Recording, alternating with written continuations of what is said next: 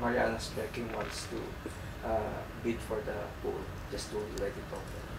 Yeah, I do respect the administration and the governor himself coming out publicly about the Mariana's Resort. I do understand that in the best interest of the Sinamay, considering it's a huge public land, the best dollar value, if it's in the best interest of the Sinamay government to increase the leasel by threshold, which DPL is probably considering that, putting an RFP out there, we can get the best dollar value from a business perspective approach. What I'm really concerned about it is now the 11th of October, since the shutdown of the Mariana's Resort. What happened to those employees?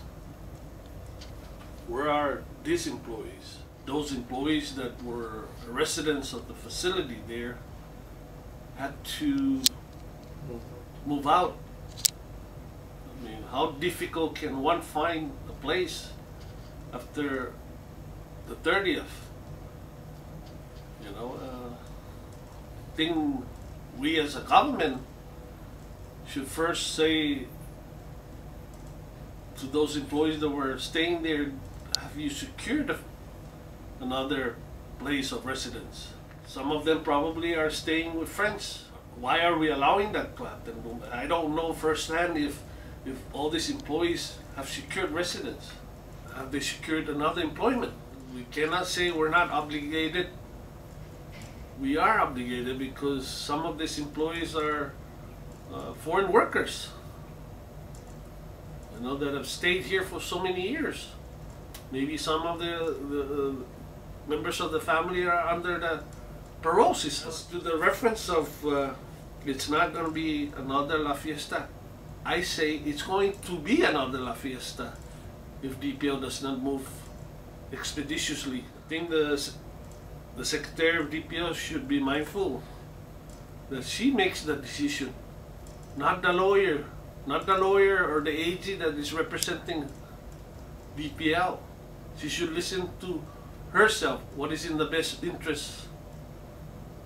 Council are there just to guide you forward, not to tell you how to run an office. That's why you're in place in an office to run, because you know how to run and operate an office in a business environment.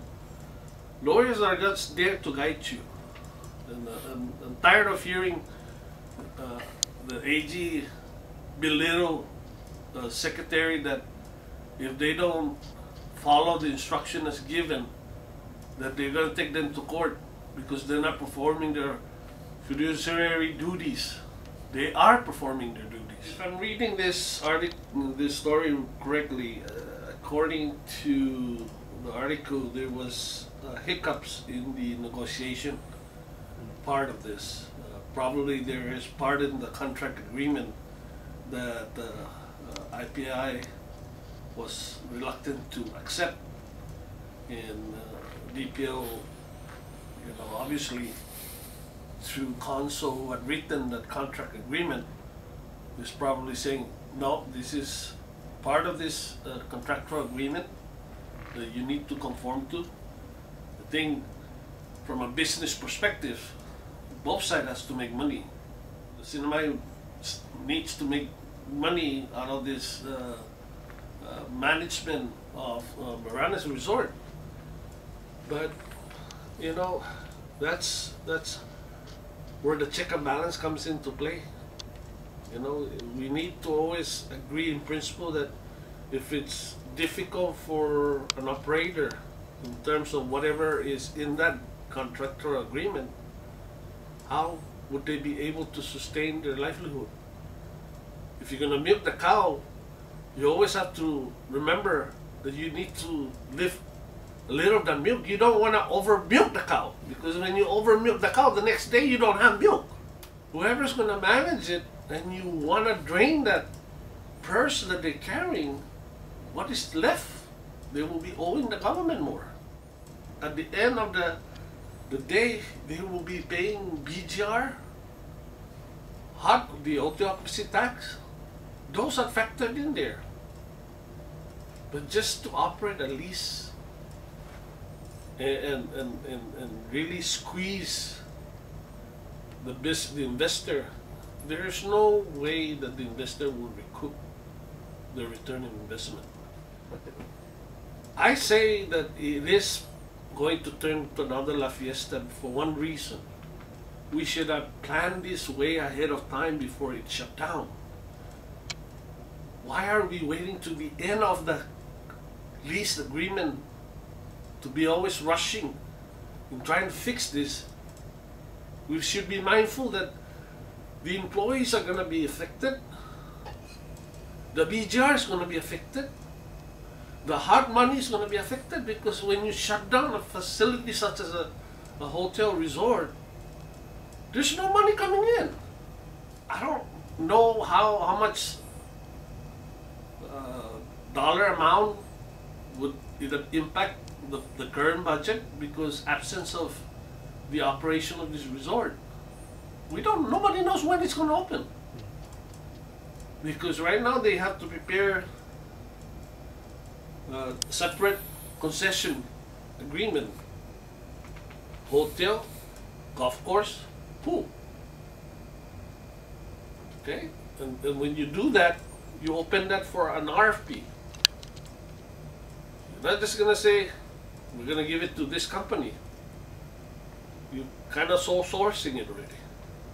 Where's the practice of opening it up for bidding? You know, you want to get the best out of it.